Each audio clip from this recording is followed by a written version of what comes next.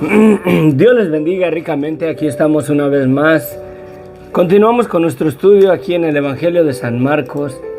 Es necesario que me vaya un poquito de lleno pronto porque el tiempo se va muy pronto y tenemos como unos 25 minutos para compartir. Entremos al estudio. Padre bendito, gracias Señor, te damos por esta mañana, Señor. Te damos las gracias, Señor, bendecimos tu nombre, Señor. Declaramos que tú eres el Rey, que tú eres el Señor de nuestras vidas, Señor. Te pedimos, Señor, que tu Espíritu Santo nos guíe a través de tu palabra, que nos permitas ver, Señor, las verdades espirituales que tenemos, Señor, en ellas, bendito Dios. Guíanos, háblanos, ministranos, Señor, y ayúdanos a conocer más y más la verdad de nuestro Señor Jesucristo y de esa esperanza fiel y verdadera que tenemos en Él. Te lo pedimos, mi Dios, en el nombre de Cristo Jesús. Amén, amén, amén.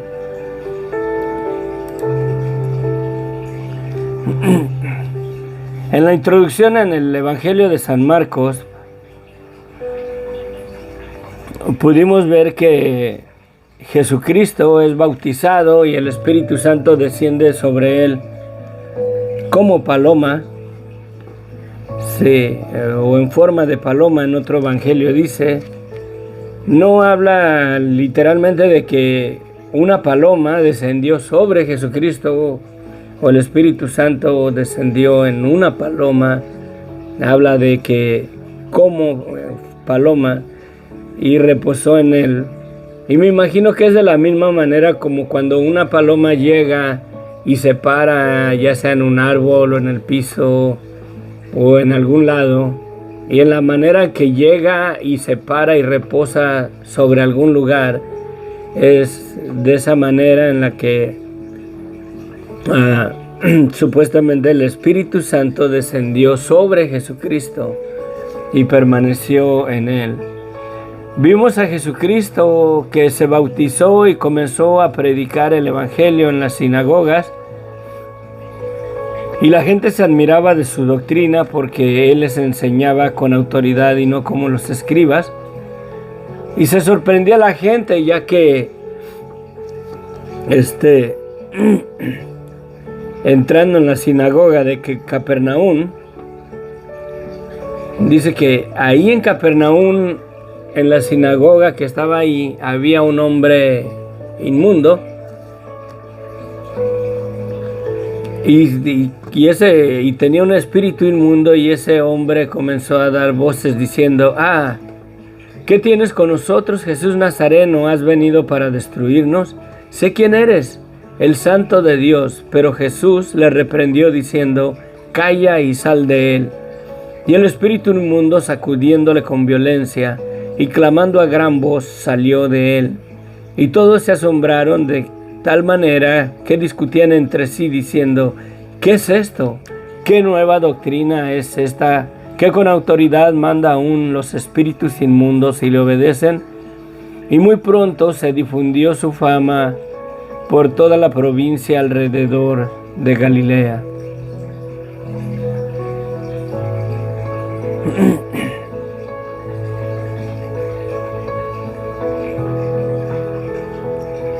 Es bien interesante la parte de arriba donde dice: pero había en la sinagoga de ellos un hombre con espíritu inmundo.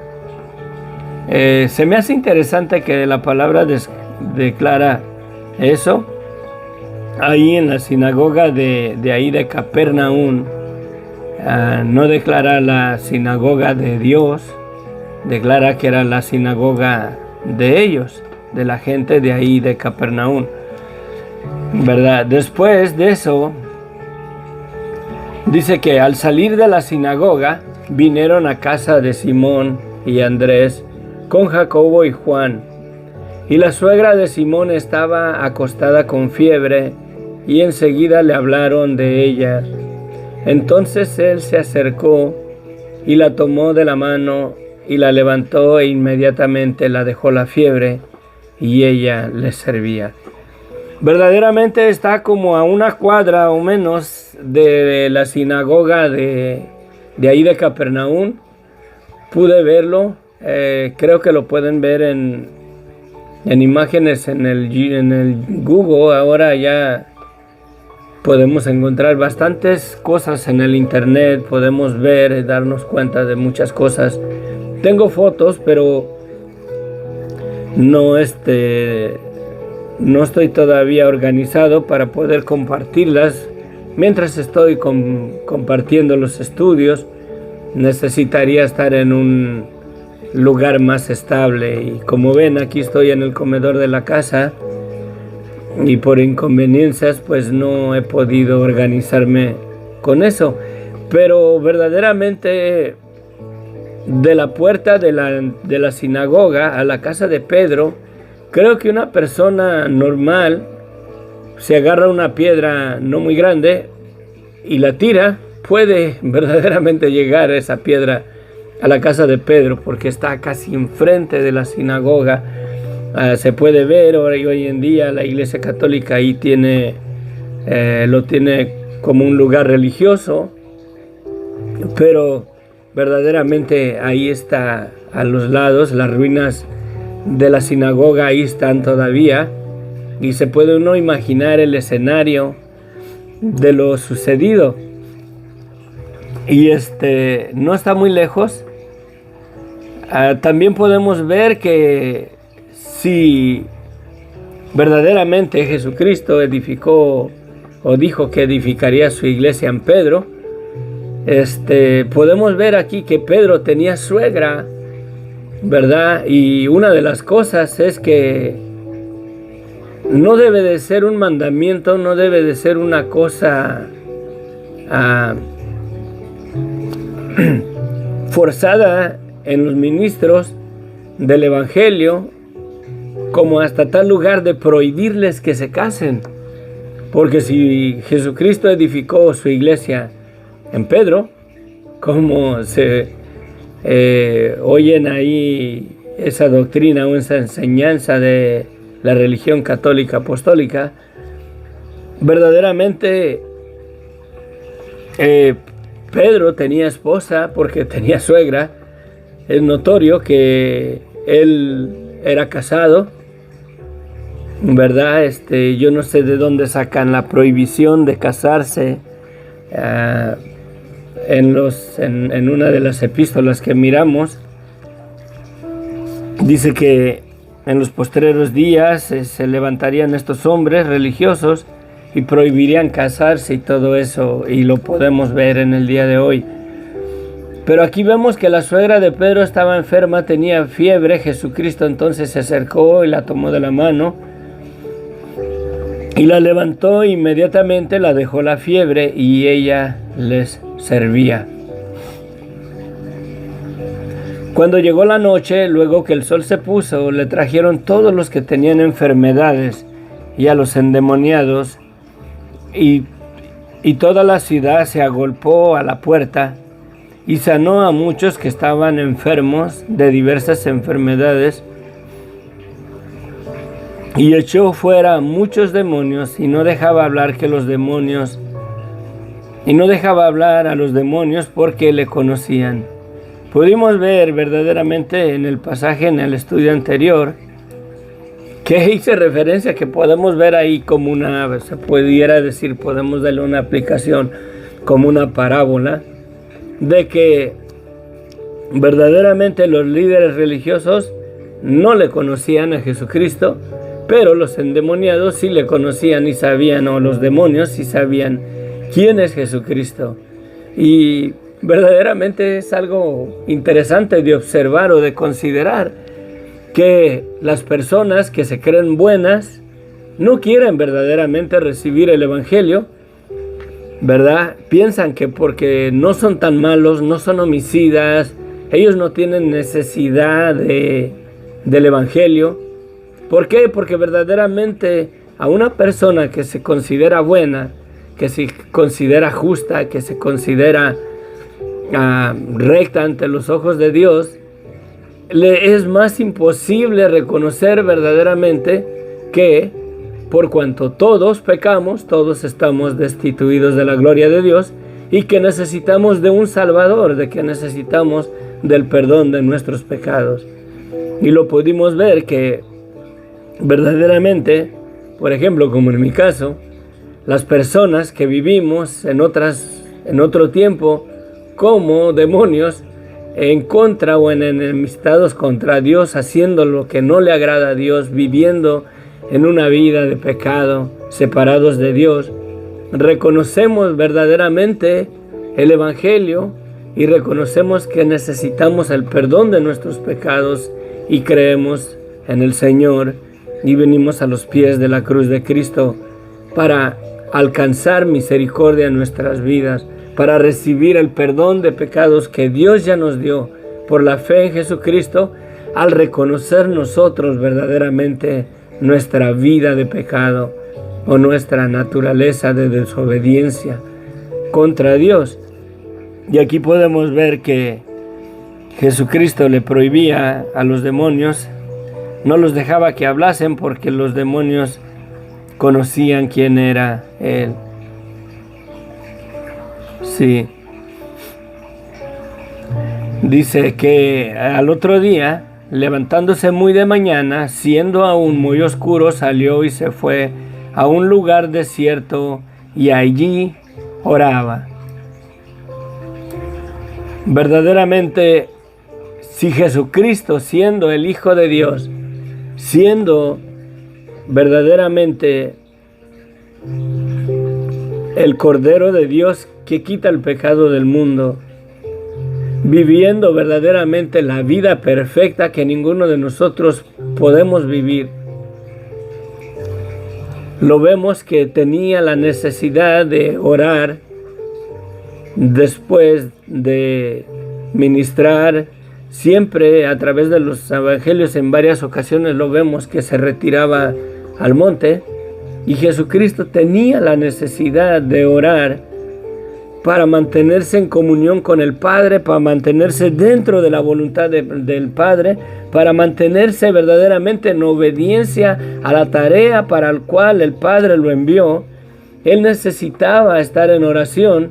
Cuanto más nosotros verdaderamente, que siendo pecadores, siendo malos, siendo verdaderamente débiles por la carne, necesitamos verdaderamente una vida de oración para estar en comunión con el Señor, para estar en comunión con Dios, de la misma manera que Jesucristo lo vemos aquí, un testimonio vivo a través de los evangelios. Vemos que Jesucristo en varias ocasiones a veces pasaba toda la noche en oración para que tuviera fuerza su ministerio, para tener esa autoridad, para tener esa comunión, para estar convencido y firme verdaderamente en la perfecta voluntad y haciendo la voluntad del Padre, la cual el Padre le ordenó que viniese y cumpliese.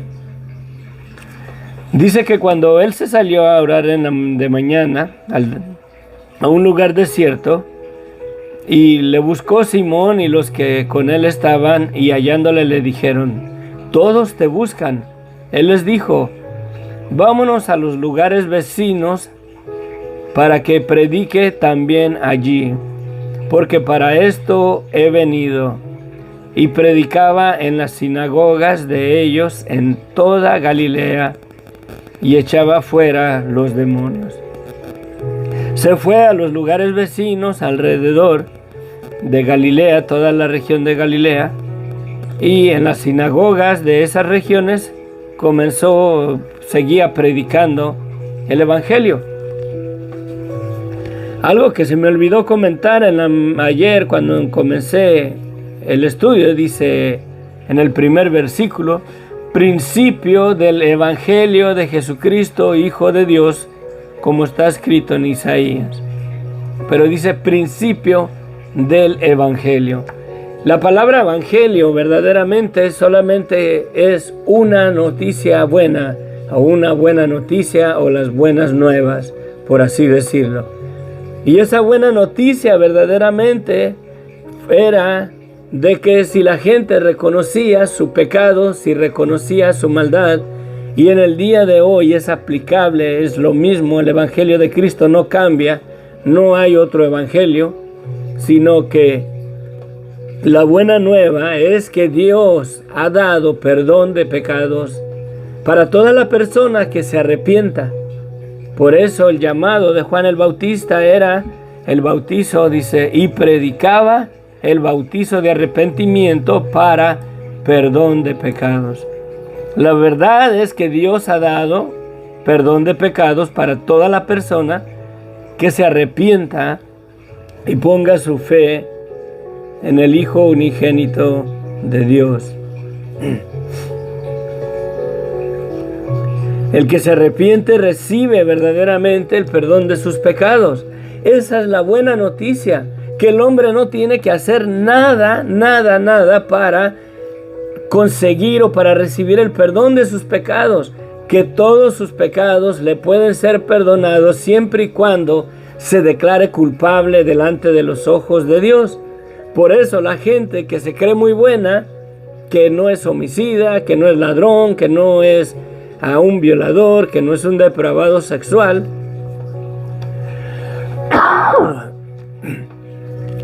se le es bien difícil verdaderamente reconocer que es un pecador que sin arrepentimiento va a darle cuentas de su vida a Dios por sus hechos. Simplemente en la naturaleza de Adán, todos verdaderamente estamos infectados de desobediencia, todos concebimos el pecado de la misma manera que todos concebimos la muerte y que un día vamos a ir al cementerio si el Señor no viene pronto por su iglesia. Esa es una realidad en la vida de las personas. El negar verdaderamente que una persona, el negar que somos pecadores, es negar que somos mortales, la mera verdad. Si negamos verdaderamente que somos mortales, que somos inmunes a morir, que la muerte no tiene lugar en nuestras vidas, porque por desgracia así nos engaña Satanás, y a veces vivimos nuestras vidas como si nunca fuéramos a morir, como si nunca fuera a llegar el día que vamos a darle cuentas al Creador del cielo y de la tierra, que tarde o temprano vamos a darle cuenta tanto de nuestras palabras como de nuestros hechos y aún de nuestros pensamientos. Y la mera verdad, si no reconocemos la maldad de nuestras vidas, si no reconocemos que estamos con ese virus de desobediencia, por así decirlo, de Adán y de Eva. Si Adán y Eva se hubieran infectado de SIDA y después hubieran concebido sus hijos, toda la humanidad verdaderamente fuéramos infectados de SIDA, todos hubiéramos nacido sidosos. De la misma manera que ellos se infectaron del pecado, de la muerte, de ese estado de pecado y de muerte, de ese estado de desobediencia, toda la humanidad nacimos con ese virus de desobediencia, de pecado y de muerte. Y la mera verdad, sí, el Evangelio es eso, las buenas nuevas que Dios, o el tiempo, el cumplimiento del reino de los cielos, ¿sí? La misericordia de Dios verdaderamente se acercó a esta humanidad por medio de la persona de Jesucristo para darnos el cumplimiento del tiempo, para lavarnos de nuestras inmundicias, de nuestra desobediencia, de toda la maldad que cometemos por medio de la fe en su nombre, al reconocer verdaderamente la maldad de nuestras vidas. Sí, eso es lo que predicaba Jesucristo. El Evangelio, eso es eso. Por desgracia, en la palabra Evangelio, cuando la escuchamos, oímos o nos imaginamos o nos viene a la idea de una palabra religiosa, un sistema religioso, algo relacionado con un acto de religión. Pero verdaderamente el Evangelio es es la buena noticia que Dios verdaderamente puso a la disposición de toda la humanidad, que puede recibir el perdón de sus pecados siempre y cuando se arrepienta, reconozca verdaderamente que está vendido a desobediencia y a pecar contra Dios. Si reconocemos esa verdad en nuestras vidas y le pedimos perdón a Dios y vivimos verdaderamente convencidos de que somos pecadores y que esa vida que consideramos natural, humana, no es verdaderamente de acuerdo al propósito para el cual Dios hizo al hombre, podemos vivir verdaderamente una vida con frutos dignos de arrepentimiento, reconociendo esas áreas, convencidos por medio del Espíritu Santo para ya no vivir más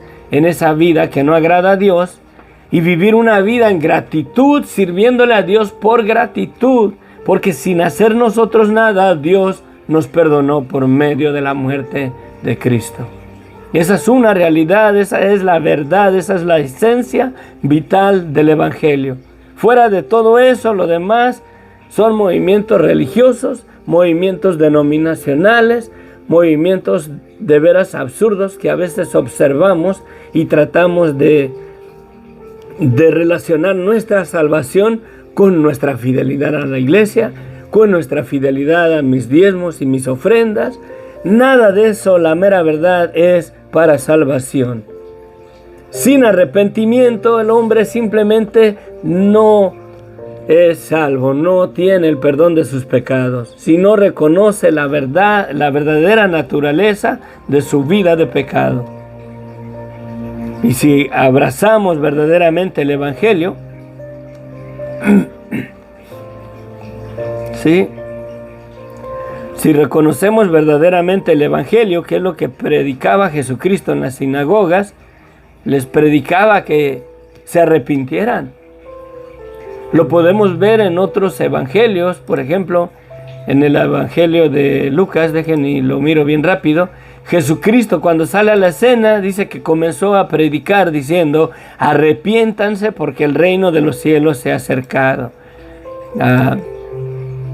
Juan el Bautista también.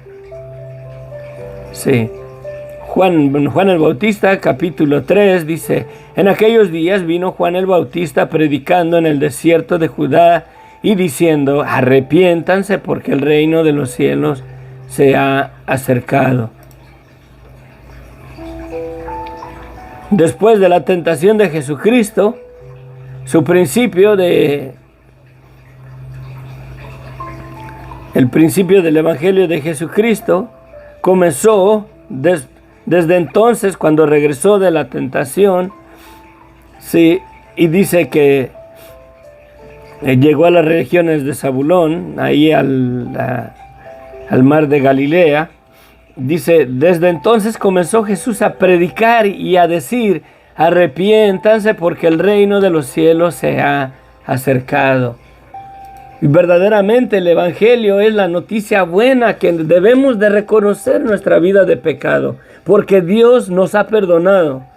No para que Dios nos perdone, pero porque Dios nos ha perdonado, y si nosotros reconocemos nuestra vida de pecado y nos arrepentimos, verdaderamente podemos recibir el perdón de pecados.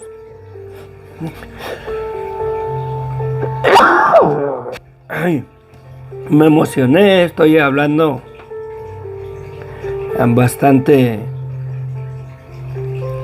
convicto de esta verdad. Eso es lo que Jesucristo les predicaba en las sinagogas: que se arrepintieran, que Dios había provisto ya perdón de pecados para toda la persona que reconozca verdaderamente su maldad. Y esa es la esencia del Evangelio el día de hoy. No podemos predicar otro evangelio, no podemos predicar un evangelio de que tienes que ser fiel a la iglesia, tienes que permanecer o ser miembro de algún movimiento denominacional o religioso para ser salvo. Tú eres salvo el día que reconoces la maldad de tu vida y te arrepientes y pones tu fe en Jesucristo. Crees verdaderamente que Jesucristo es el Hijo de Dios, que Dios mandó y murió de acuerdo a la voluntad de Dios para perdonarnos nuestros pecados y que la sangre de Cristo es suficiente para perdonarnos de todo y limpiarnos de toda maldad, siempre y cuando reconozcamos que somos pecadores. Eso es lo más difícil de las personas.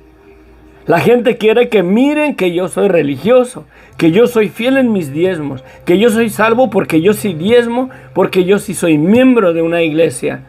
Cuando la iglesia, verdaderamente el concepto de la iglesia el día de hoy, lo tenemos equivocado.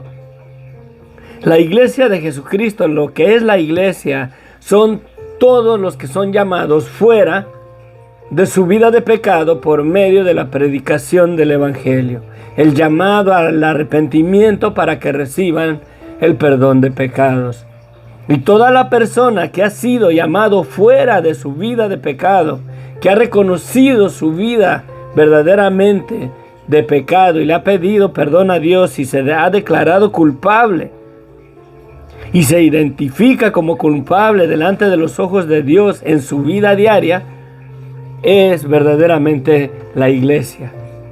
La iglesia, la palabra iglesia son llamar fuera o los llamados fuera de. Sí, no es otra cosa. Y verdaderamente,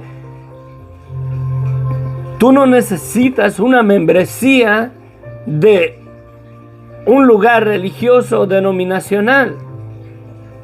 Tú lo que necesitas es estar plenamente convencido de que eres un pecador, como este servidor suyo. Tenemos que reconocer que somos pecadores, que le hemos fallado a Dios y que en esa vida normal, natural, humana que tenemos, no le agradamos a Dios y no es la voluntad de Dios para nosotros, para poder verdaderamente ser llamados fuera de esa vida de pecado y de muerte, para ser salvos, para ser la iglesia de Cristo. Porque la iglesia verdaderamente es toda persona que pone su fe en la verdad absoluta de quién es Jesucristo y de lo que tenemos en Él. Esa es la iglesia. Sí. No se trata de ser miembros de algún movimiento denominacional, adventista, pentecostés, bautista, católico, apostólico, mormón, nada de eso. La verdadera iglesia de Jesucristo es toda persona que está convicto, que está convencido por medio de la gracia de Dios de su vida de pecado y que ha puesto su fe en Jesucristo para salvación, para perdón de pecados. Y está convencido que ese perdón Dios se lo dio sin ningún acto de nosotros más que reconocer verdaderamente que somos pecadores, que somos malos y que necesitamos del perdón de Dios. Y que ningún mérito hemos hecho, ni mi fidelidad a compartir la palabra de Dios, a predicar, a leer la Biblia, nada de eso verdaderamente me da la salvación o el perdón de mis pecados, ni mis ofrendas, ni mi fidelidad a congregarme en alguna institución religiosa. Nada de eso me da la salvación si no reconozco mi vida de pecado y me arrepiento y me declaro culpable ante Dios y le pido perdón a Dios, anhelando y creyendo verdaderamente que yo necesito el perdón de Dios, porque le fallo. Aún en Cristo le fallo, porque no llegamos a la perfección. No llegamos a ser inmunes a pecar contra Dios estando en Cristo. Y eso debemos de reconocerlo todos los días para que la convicción por medio del Espíritu Santo nos guarde a vivir una vida verdaderamente que agrada a Dios, no para ser salvos, pero en gratitud porque Dios nos ha dado una salvación gratuita por medio de la sangre de Cristo. Hay mucho que hablar, mucho que considerar en el Evangelio de Jesucristo. Voy a concluir aquí, me voy a quedar en el capítulo, versículo 40. Jesús sana a un leproso. Y aquí tenemos el Evangelio. Les voy a dejar esta tarea. Nada más voy a hacer una breve introducción. Vino a él un leproso rogándole, hincada la rodilla, le dijo: si quieres puedes limpiarme. Y Jesús, teniendo misericordia de él, extendió la mano y le dijo, quiero ser limpio. Y aquí tenemos una parábola, por así decirlo, del pecador. Es lo que debe de ser el pecador.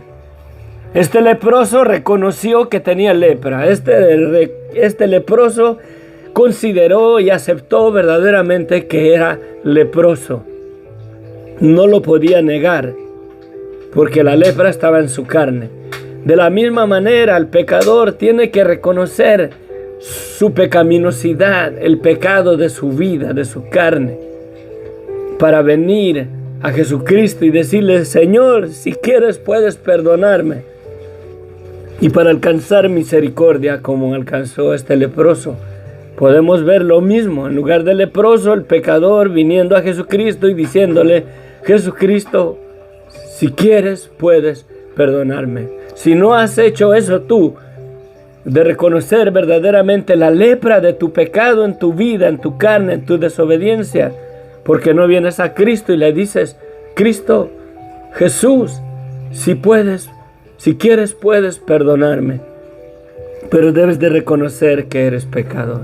Padre bendito, gracias Señor te damos. Gracias Señor por tu palabra. Gracias bendito Dios, infinitas gracias por ese regalo tan precioso del perdón de pecados para nuestras vidas, Señor. Sin nada a cambio, Señor. Yo no tengo, Señor, que dar estudios bíblicos a través de toda tu palabra para ser salvo. Yo no tengo la necesidad de predicar el evangelio, Señor, para poder ser salvo. Yo no tengo la necesidad, bendito Dios, de mantenerme fiel congregándome en un lugar donde se predica tu palabra, en alguna llamada iglesia o institución religiosa para ser salvo. Lo que sí debo de hacer es reconocer mi vida de pecado, la maldad de mi vida, esa vida de desobediencia delante de ti, para poder recibir el perdón de pecado que tú ya nos has dado por medio de la muerte y de la sangre de Cristo, para santificar nuestras vidas, porque tú nos has perdonado, nos has santificado, y si nos arrepentimos verdaderamente de corazón, declarándonos culpables, el Espíritu Santo viene a morar en nuestras vidas, que nos da la convicción verdaderamente de que tú nos has perdonado, pero también nos da la convicción de esas áreas que no te agradan a ti, para refrenarlas, para repudiarlas, para separarnos de esa vida de pecado y de muerte y vivir en una vida en gratitud, esforzándonos a vivir en esa vida de santidad que tú nos has dado por medio de la sangre de Cristo. No que nosotros alcanzamos la santidad, pero tú nos has santificado por la preciosa sangre de Cristo al limpiar todos nuestros pecados. Te pido que tu palabra lleve fruto en nuestra vida en el día de hoy y siempre, en el nombre de Cristo Jesús. Amén, amén, amén. Ay, se me juntaron todos los comentarios, yo creo que los vamos a leer rapidito. Bendiciones, Jorge, Sofía, bendiciones.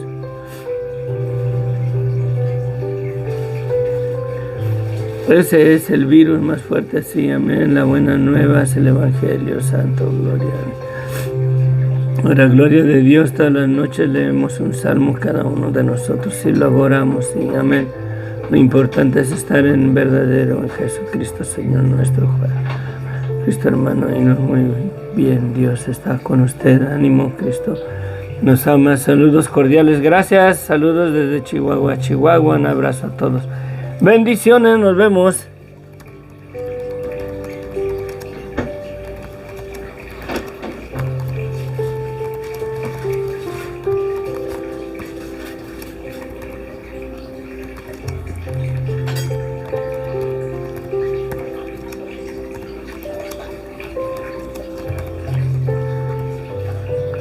Sí, mayúscula. Sí.